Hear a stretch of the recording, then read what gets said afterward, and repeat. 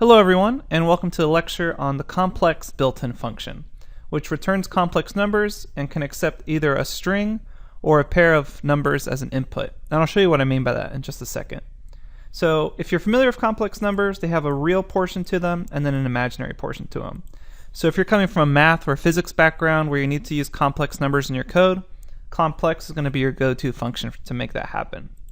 Okay, so here in the Jupyter Notebook, I've described the two ways of inputting into complex. So you can go ahead and read this first, but basically if the first parameter is a string, then you don't call it with a second parameter.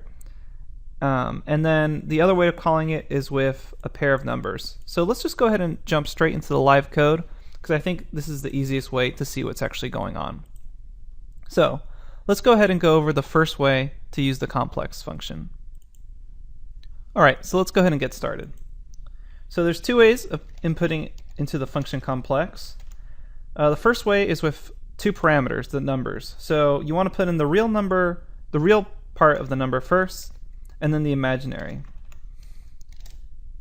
So in this case, I've created 2 plus 3j, where 3j is the imaginary part of the complex number.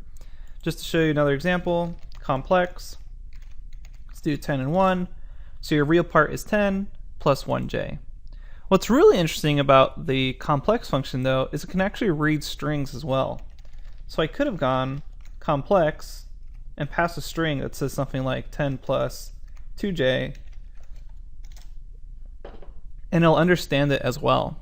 Now, like I mentioned before, if you're passing in the string, you don't pass any second parameter, since you're already including the imaginary part in that string. And that's really all there is to it. So keeping this in mind, if you're ever dealing with complex numbers in Python, just know that Python's already thought of this for you, and there's a whole complex function to give you additional functionality as you deal with complex numbers in your code. Okay, it's a super short lecture, but hopefully it should have been really straightforward. Remember, there's two ways.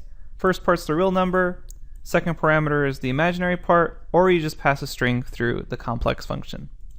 Okay, that's all there is to it, and I'll see you at the next lecture.